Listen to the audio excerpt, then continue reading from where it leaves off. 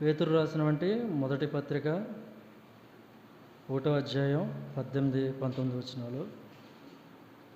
పితృపారంపర్యమైన మీ వ్యర్థ ప్రవర్తనను విడిచిపెట్టినట్లుగా వెండి బంగారముల వంటి క్షయ వస్తువుల చేత మీరు విమోచింపబడలేదు, కానీ అమూల్యమైన రక్తము చేత, అనగా నిర్దోషమును నిష్కళంకమునగు గొర్రెపిల్ల వంటి క్రీస్తు రక్తము చేత విమోచింపబడితేరని మీరు ఎరుగుదురు. దేవుని సహాయద్ధం కొరకు మన స్తుతులు చెల్లించి మరలా వాక్యంలోనికి వద్దాం. సర్వసృష్టికిని ఆధారభూతుడైన మా పరిశుద్ధ తండ్రి, మీ ఘనమైన కృపగల నామను బట్టి వందనాలు. మరొక పునరుద్ధాన దినంలో మిమ్మల్ని జ్ఞాపకం చేసుకోవడానికి మీరు మాకు ఇచ్చిన యోగ్యతను బట్టి ఎంతగానో స్తుతిస్తున్నాం. చదివిన లేఖన భాగాన్ని ప్రభువా మా కొరకు వివరించమని, సహాయం అందించమని మా ప్రభు అయిన యేసుక్రీస్తు వారి పరిశుద్ధ నామమును బట్టి అడిగి వేడుకుని ప్రార్థిస్తున్నాం మా తండ్రి, ఆమె. ప్రభునందు ప్రియ సహోదరులారా, పేతురు గారు ఇది ఎవరికి రాస్తూ ఉన్నాడంటే స్వదేశంలోనూ చెదిరి ఉన్న అన్యులకి ఇది పత్రిక రాస్తూ ఉన్నాడు. అనగా దేవుని చేత ఏర్పరచబడిన వారికి, చేత రక్షించబడినటువంటి అన్యులకు ఈ పత్రిక రాస్తూ ఉన్నాడు. వారికి ఒక విషయాన్ని ఇక్కడ జ్ఞాపకం చేస్తూ ఉన్నాడు. ఏమిటి అనంటే, పితృపారంపర్యమైన మీ వ్యర్థ ప్రవర్తన విడిచిపెట్టినట్లుగా అంటున్నాడు.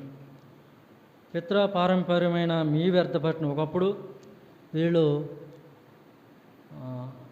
అన్యాచారాలను లేక లోకాచారాలను వీరు అది అవలంబించి ప్రభు అయిన యేసుక్రీస్తు వారిని వారు నమ్మిన తర్వాత వాటిని సహజంగా విడిచిపెట్టినట్లు వారి రక్షణ కూడా వాళ్ళు ఏం చేస్తారంటే అలక్ష్యం చేస్తూ ఉన్నారు. అలక్ష్యం చేస్తూ ఉన్నప్పుడు పేతురు గారికి ఇక్కడ తేటగా కొన్ని విషయాలు జ్ఞాపకం చేస్తూ అంటున్నాడు. వారికి రక్షణ ఎలా దొరికింది, దేనివల్ల దొరికింది, దేనివల్ల రక్షణ భాగ్యం మీకు కలగలేదు అనే రెండు విషయాలు ఇక్కడ జ్ఞాపకం చేస్తున్నారు. ఒకటి, దేనివల్ల మీరు రక్షించబడలేదు అనగా క్షయ వస్తువుల చేత మీరు రక్షించబడలేదు. మీరు దేని చేత రక్షించబడ్డారో ఆ విషయాలు కూడా వారికి జ్ఞాపకం చేస్తూ ఉన్నాడు. ఎందుకు వారికి జ్ఞాపకం చేయవలసిన అవసరత వచ్చిందంటే, వారికి పొందుకున్నటువంటి రక్షణ వాళ్ళు ఏం చేస్తున్నారంటే దాన్ని నిర్లక్ష్య పెడుతూ ఉన్నారు. నిర్లక్ష్య పెట్టి ఆ రక్షణ భాగ్యాన్ని వాళ్ళు ఏం చేస్తున్నారంటే చిన్న చూపు వారు చూస్తూ ఉన్నారు.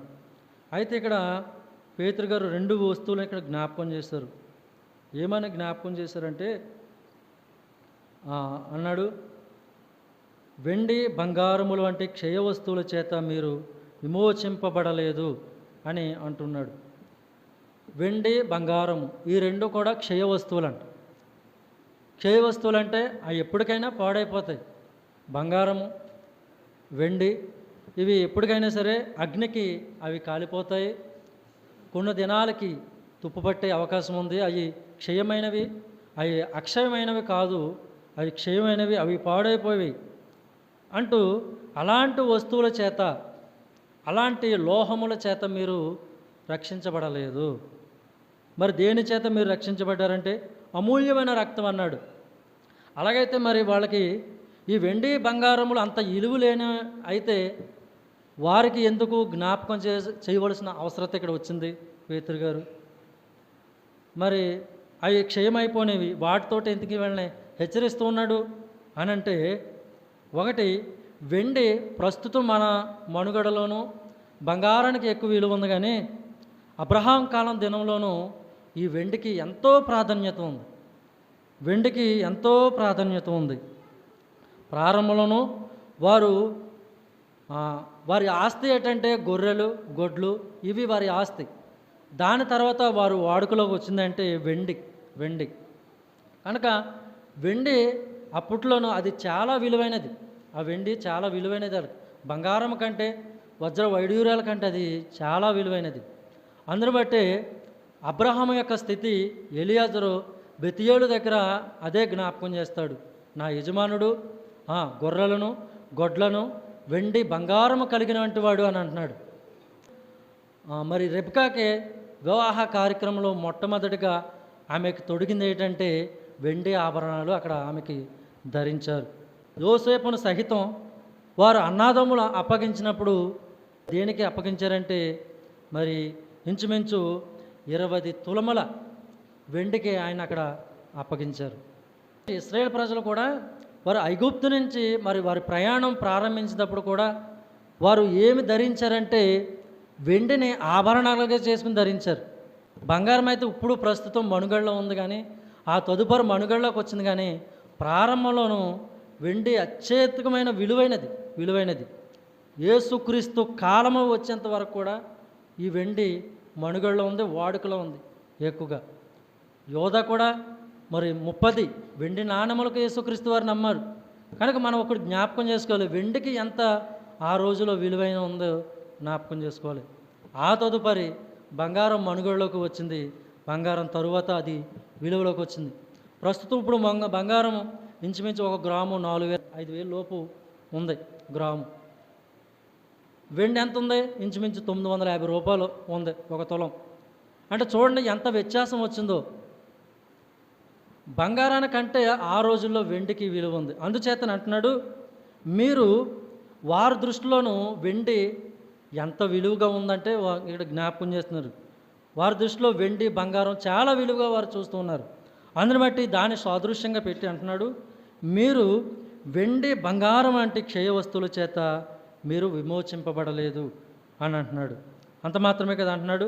మరి దేని చేత వీరు విమోచింపబడ్డారంటే అక్కడ అంటున్నాడు, అమూల్యమైన రక్తము చేత, అనగా నిర్దోషమును నిష్కళంకమునకు గొర్రెపిల్ల వంటి క్రీస్తు రక్తము చేత విమోచింపబడితరని మీరు ఎరుగుదురు కదా అంటున్నాడు. మరలా పాత నిబంధనలోనూ దేన్ని జ్ఞాపకం చేస్తున్నాడంటే గొర్రెపిల్లను జ్ఞాపకం చేస్తున్నాడు. ఆ గొర్రెపిల్ల అర్పించేది ఎలా ఉండాలంటే నిర్దోషమైన గొర్రెపిల్లను, అంత మాత్రమే అది నిష్కళంకమునగిన గొర్రెపిల్లను, అంత మాత్రమే కాదు అదే గొర్రెపిల్ల అలా అర్పించేది కూడా ఏమై ఉండాలంటే గొర్రెపిల్ల అని అంటున్నాడు. పాత నిబంధనలోనే ఈ 3 లక్షణాలు కలిగిన వంటి గొర్రెపిల్లను వారు ఏం చేసేవారంటే వారి యొక్క పాప పరిహార్థ బలి వరకు వారు ఏం చేశారంటే అర్పించేవారు. అది పాప పరిహార్థ బలిగా అర్పించే గొర్రెపిల్లవనే, ఎడ్లవనే, మేకలవనే ఏదైనా సరే అవి సంపూర్తిగా వారికి విమోచనను కలుగు చేయలేదు. ఒక వ్యక్తికి వ్యక్తిగతంగా అది రక్షణ కలుగు చేసిందే కానీ మానవునికి సంపూర్ణమైన విమోచన కలుగు చేయలేదు. యాజకుడు సహితం పరిశుద్ధ మందిరంలోకి వెళ్ళినప్పుడు ఒక గొర్రె పిల్లను తన కొరకు అర్పించి ఆ మందిరంలోకి ప్రవేశించాలి, అతి పరిశుద్ధ స్థలంలోకి. మీరు విలువైన వెండితో మీ దృష్టిలో విలువగా ఉన్నటువంటి వెండి చేత మీరు రక్షించబడలేదు.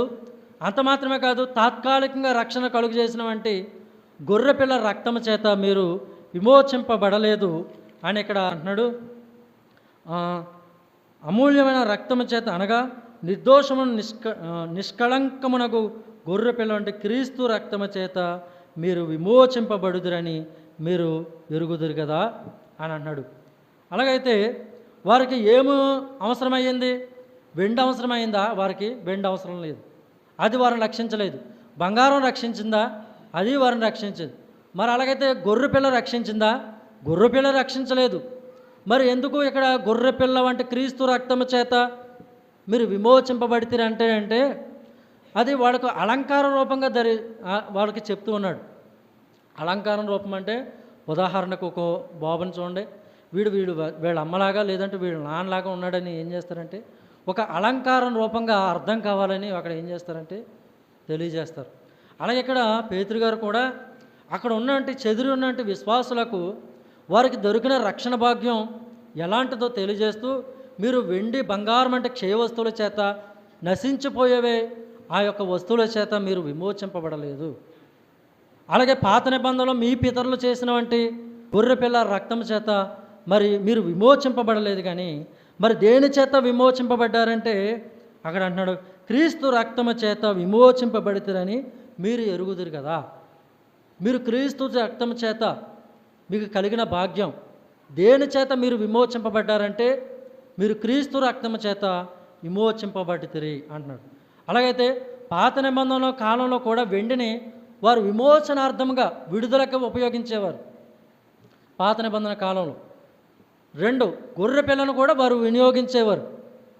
మరి క్రొత్త నిబంధన వచ్చేసరికి అవి ఏమి కూడా మానవ యొక్క పాపాన్ని తీసివేయటకు అవి ఎంత మాత్రము కూడా కుదరలేదు. అవి సంపూర్ణ విమోచన ఇవ్వలేదు.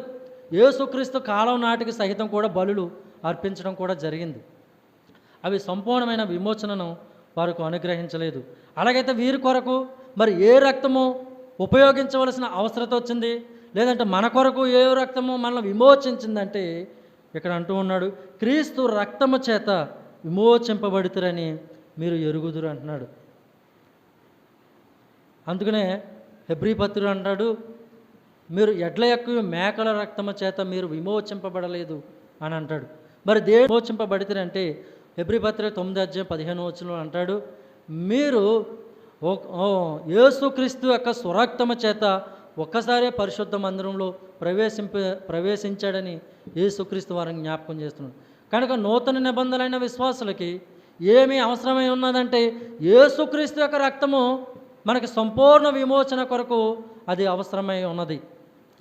పాత నిబంధన కాలం వెండి బంగారం అని తాత్కాలికంగా ఉపయోగించారు, కానీ సంపూర్ణమైన విమోచన కొరకు మన ప్రభు అయిన యేసుక్రీస్తు వారి యొక్క రక్తము మన కొరకు అవసరతై ఉన్నది. కనుక మన ఆ రక్తము మనల్ని ఏం చేసిందంటే మనల్ని శుద్ధీకరించింది, అంత మాత్రమే కాదు మనల్ని విమోచించింది, అంత మాత్రమే కాదు మన పాపముల నుండి మనకు విడుదలను అనుగ్రహించింది. పాప దాస్య కాడి నుండి మనకు విడుదలను అనుగ్రహించింది. సాతాను యొక్క కబంధ హస్తాల నుంచి మనకు విడుదలను అనుగ్రహించింది మన ప్రభువైన యేసుక్రీస్తు రక్తం. ఆ గొర్రెపిల్ల అర్పించే గొర్రెపిల్ల పాత నిబంధన కాలంలో అది నిష్కళంకంగాను నిర్దోషంగాను ఉన్న గొర్రెపిల్లని ఎలాగైతే అర్పిస్తారో మన ప్రభువైన యేసుక్రీస్తు వారు కూడా మన కొరకు గొర్రెపిల్లకి ఇక్కడ సాదృశ్యంగా కనబడుతున్న మన ప్రభువైన యేసుక్రీస్తు వరకు మన కొరకు అర్పించే ఆ రక్తము ఏమై ఉన్నదంటే అది పవిత్రంతో కూడినది, అది పరిశుద్ధతమైనది. ఆ రక్తంలో ఎటువంటి దోషము, ఆ రక్తంలో ఎటువంటి కల్మషం కూడా లేదు. అంత పవిత్రమైన రక్తము మన కొరకు అవసరత ఉన్నది. అవి తాత్కాలికమైన విమోచన వాళ్ళకు అనుగ్రహించింది, ఆ వెండి బంగారము. కనుక మన కొరకు మన ప్రభువైన యేసుక్రీస్తు వారి కార్చిన ఆ రక్తము ఎలాంటిదంటే అది పవిత్రమైనది, పరిశుద్ధమైనది, నిష్కళంకమైనది, అందులో ఎటువంటి దోషము లేదు. ఆ రక్తము కార్చుట కొరకు, అటువంటి పవిత్ర రక్తము ఆయన మన కొరకు మరి విమోచించుట కొరకు ఆయన ఎన్నో శ్రమలు అనుభవించిన అవసరత వచ్చింది. రక్తము చిందింపకుండా పాప క్షమాపణ లేదని సహజంగా చెప్పవచ్చును అంటాడు హెబ్రీ పత్రికలో. కనుక మన కొరకు ఎటువంటి రక్తము మనకు అవసరత ఏముందంటే పవిత్ర రక్తము, పరిశుద్ధ రక్తము. ఈ రక్తము ద్వారానే మనము ఏమేమంటే మనము పవిత్రపరచబడ్డాము, పరిశుద్ధంగా గావించబడ్డాము. అందుకొరకు మన ప్రభువైన యేసుక్రీస్తు వారు ఆ పరిశుద్ధమైన రక్తాన్ని కార్చుట కొరకు ఆయన ఎన్నో శ్రమ అనుభవించవలసిన అవసరత వచ్చింది. ఆయన మోము పైన వారు కాండ్రించి ఉమ్మి వేసినప్పుడు ఆయన ఎంత అవమానాన్ని ఆయన చవిచూశాడో మనం గమనించాలి. ఒక చిన్న మాట అన్నా, లేదంటే ఒక కోడిని కానీ ఏదైనా వంకబెట్టి తిట్టినప్పుడు మనం అసలు ఊరుకుంటామా? ఎవరైనా మన మీద కోపం ఉన్నప్పుడు ఏం చేస్తారు?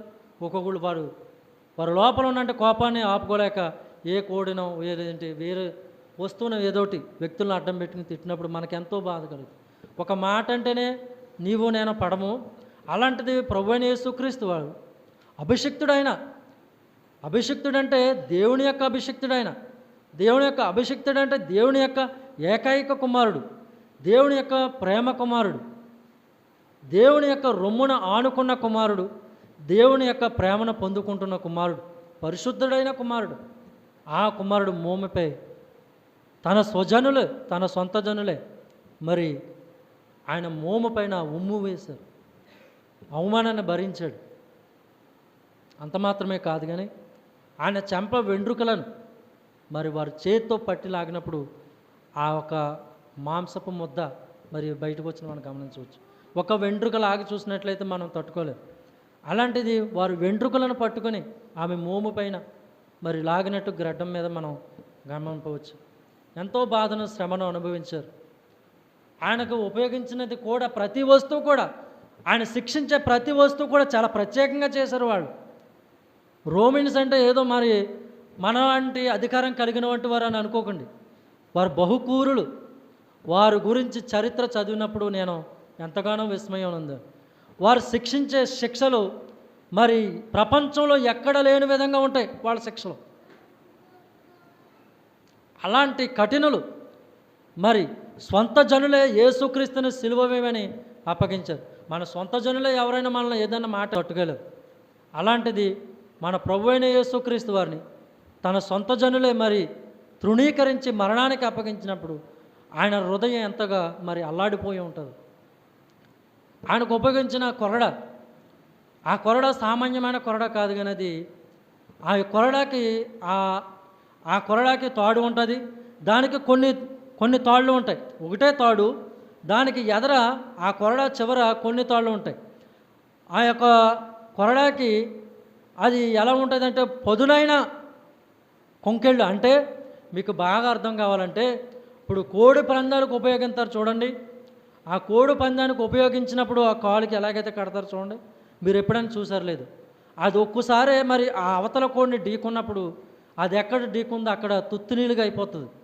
అంతకంటే పొదునైన ఇనప కొంకిళ్ళు, చిన్న చిన్న కొంకిళ్ళను ఆ ఎదర ఆ యొక్క కొరడాకి వారు బిగించి ఎప్పుడైతే యేసుక్రీస్తుని మరి ఆ దేహానికి దానికి బలంగా కొట్టారో ఆ దేహంలో నుంచి ఆ యొక్క ఇనప కొంకిళ్ళు సూదులుగా ఆయన యొక్క దేహాన్ని చీల్చుకుంటూ మాంసాన్ని బయటకి ఒక నారబద్దని ఎలాగైతే మరి లాగినప్పుడు అది ఎలాగైతే పేలుకుల కింద వస్తుందో ప్రభువైన యేసుక్రీస్తు వారు ఆయన యొక్క వీపు మీద ఆ ఇనప కొంకిళ్ళతో కలిగిన వంటి కొరడాను ఎప్పుడైతే కొట్టారో ఆయన దేహము నిండా ఆ యొక్క మాంసము ముద్దలుగా వారు ఎదుట పడినట్లుగా మనకు కింద మాంసము, ఆయన దేహన రక్తము, ఆ కొరడా నిండా మాంసపు ముద్దలు. వారికి మనసు వచ్చినట్లు, వారి మనసు వచ్చినట్టు వారి కసితీర మళ్ళీ ఈ వ్యక్తి మనకు దొరుకుతాడా లేదా అన్నట్టుగా వారు క్రూరంగా కనీసం మానవత్వం లేకుండా ఆయన ఏం చేశారంటే హింసించారు. అంత శ్రమను అనుభవిస్తున్నా సరే ఆయన ఏమాత్రం కూడా తన అధికారాన్ని ఉపయోగించలేదు. ఆయన ఒక్క మాట పలికితే చాలు మొత్తం యావత్ ప్రపంచం తుత్తునీలుగా అయిపోతుంది. కానీ ఆయన అది ఉద్దేశం కాదు. మేకల యొక్కయో గొర్రెల యొక్కయో మరి రక్తం మానవునికి సంపూర్ణమైన విమోచన ఇవ్వలేదు. కనుక మానవునికి పాప విమోచన, సంపూర్ణమైన విమోచన కావాలంటే పరిశుద్ధుడైన యేసుక్రీస్తుము ఆయన రక్తము అవసరత ఉన్నది. ఆ రక్తముతో మనల్ని శుద్ధీకరించుట కొరకు మనల్ని ప్రేమించాడు. ఎంతగా ప్రేమించాడంటే తన పోలికనందు తన స్వరూపమందు మనల్ని చేసుకుని తన జీవాత్మ వాయువును మన కొరకు ఊది జీవాత్మలుగా చేశాడు. దేవుడు ఏ పని చేసినా అది శాశ్వతంగా ఉంటుందని ప్రసంగికుడు తెలియజేశాడు. కనుక ఆయన చేసి ఏ పనైనా సరే అవి శాశ్వతములమైనవి. అంతగా ఆ కొరడాలు బాధించినప్పటికీ ఆయన ఏం చేశాడంటే దాన్ని ఓర్చుకున్నాడు. బలమైన సిలువను ఆయనను పట్టి ఆయన మీద వేసి మరి ఒక మామూలు సామాన్యమైన ఎత్తు ప్రదేశానికి మామూలుగా ఎక్కడమే చాలా కష్టం. ఒక 2 స్టేర్లు బిల్డింగ్ ఎక్కడమే చాలా కష్టం. అలాంటిది బలమైనది బరువైన అది పచ్చి మ్రానును ఆయన వీపు మీద వేసినప్పుడు ఆ మ్రానును మోసుకుంటూ మౌని అయి ఆ యొక్క ఎత్తైన ప్రదేశానికి కొండకి ఎక్కాడు. ఒక 2 మెట్లు ఎక్కడానికి మనం ఎంతో బాధపడిపోతాం. అలాంటిది బలమైన ఆ యొక్క కొయ్యను ఆయన ఎత్తైన ప్రదేశానికి వేసుకుని వెళ్ళాడు. అక్కడ వేసుకుని వెళ్ళిన తర్వాత ఆయన ఒక శిలువ మీద 3 మేకుల మధ్య ఆయన బంధించినట్లుగా మనం గమనింపవచ్చు. ఎప్పుడైతే ఆయన యొక్క దేహాన్ని ఆ శిలువనికి కొట్టి ఎప్పుడైతే ఆ శిలువను ఆ బలమైన లేదంటే ఆ గోతలోనికి ఎప్పుడైతే అవి పెట్టడం జరిగిందో ఆయన యొక్క స్థానాలు తప్పినట్లుగా మనం గమనింపవచ్చు. ఇన్ని శ్రమ పెట్టినా, ఇంత కొరడాలతో కొట్టినా, అవమాన మాటలు మాట్లాడినా, వీడు వాడు అని వారు చులకనగా మాట్లాడినా అవేమి కూడా మనసున పెట్టకుండా, తండ్రి వీరు ఏమి చేయుచున్నారో తెలియదు కనుక వీరు చిన్న బిడ్డల వంటి వారు, దయతో క్షమించని ఒక్క ప్రార్థనతోటి తండ్రి అయిన దేవుని యొక్క కోపాన్ని చల్లార్చినవాడు మన ప్రభువైన యేసుక్రీస్తు వారు. కారణం ఏంటంటే మనం విమోచింపబడాలని, మన గతి నరకాగ్నికి వెళ్ళాలి, అధా పాతాళంలో ఉండాలి. మనం యావత్ ప్రపంచంలో ఉన్నటువంటి మానవులందరూ కూడా, భూతవర్త భవిష్యత్ కాలంలో ఉన్నటువంటి మానవాళ్ళు అందరూ కూడా, అయితే వారందరి నిమిత్తము ప్రభువైన యేసుక్రీస్తు వారు తను పూర్తిగా స్వచ్ఛందంగా అప్పగించుకున్నాడు. దేనికి అప్పగించుకున్నాడంటే ఆయన సిలువనకు అప్పగించుకున్నాడు. ఆయనకు వచ్చిన మరణము ఏదో స్వతహాగా రాలేదు, ఏదో మానవులకు సంభవించినట్లుగా ఒక వ్యాధి చేత ఆయనకు మరణం రాలేదు, కానీ కఠినమైన మరణం కూడా అనుభవిస్తానని తెలుసు కూడా ఆయన మన కొరకు, మనం ఏదన్నా ప్రేమను బట్టి ఆయన ఏం చేశాడంటే దాన్ని ఓర్చుకున్నాడు, మరణించాడు, తిరిగి లేచి దేవుని యొక్క కుడిపార్శ్వమును ఇప్పుడు అక్కడ కూర్చుని ఉండి మన కొరకు నిరంతరము విజ్ఞాపనం చేస్తున్నాడు. కనుక వారితో అంటున్నాడు, అయ్యా సహోదరులారా, మీరు వెండి బంగారం అంటే క్షయ వస్తువుల చేత మీరు విమోచింపబడాలి, లేదే పాత నిబంధన కాలంలో మీ పితరులు మరి ఉపయోగించిన వంటి తాత్కాలికమైన గొర్రెపిల్ల వంటి రక్తము చేత మీరు విమోచింపబడలేదు.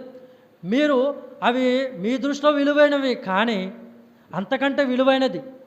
అందుకని ఇక్కడ అంటున్నాడు కదా, అమూల్యమైన రక్తము.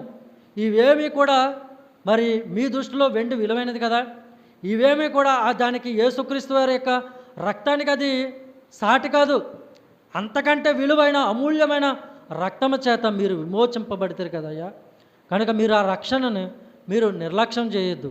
మనము విలువైన రక్తంతో వెండి బంగారం అంటే ఆ వస్తువుల చేత మనం విమోచింపబడలేదు, కానీ విలువైన క్రీస్తు రక్తము చేత, దేవుని యొక్క కుమారుని చేత మనం విమోచింపబడ్డాం. కనుక మనము ప్రభు యొక్క బల్లలోను లేక ప్రభు యొక్క రొట్టె పాత్రలో మనం పాలు పంపుతున్న మనము విలువైన రక్తంతో మనం విమోచింపబడ్డాం. కాబట్టి విలువైన రక్తం అంటే వెండి బంగారం కంటే విలువైన రక్తము, ఆ రక్తంతో మనం విమోచింపబడ్డాం. కాబట్టి ఇప్పుడు మనం విలువైన లేక బహు సుందరుడైన మన ప్రభు అయిన యేసుక్రీస్తు వారి యొక్క శరీరంలో మనం చేయబెట్టేవారు విలువగా మనం ఒక్కసారి మనం పరిశీలన చేసుకుని ఆ పాత్రకి నా కొరకు కాచినటువంటి విలువైన రక్తానికి నేను సరిపోతానో లేదని ఒక్కసారి మన హృదయాన్ని తనిఖీ చేసుకుని మనం ఆరాధన చేద్దాం. ఆరాధన మరి రొట్టె పాత్ర తీసుకోకపోతే మనం ఏదో మరి పెద్దల దృష్టిలో లేదంటే సహోదర దృష్టిలో మనం ఏదో చిన్నపుచ్చినట్లుగా అవుతామని చెప్పి అలక్ష్యంగా చేయొద్దు. ఒకవేళ తప్పిదం చేసి మనం వెనక్కి ఉన్నట్లే దేవునికి అది అంగీకారకృతంగా ఉంటుంది. అంతేగాని మనం నిర్లక్ష్యం చేసి దాంట్లోనూ మనం పాలు పంపు పొందినట్లయితే నీ కొరకు కాచినట్టు ఆ విలువైన రక్తానికి మనం అవమానపరిచినట్లేదు.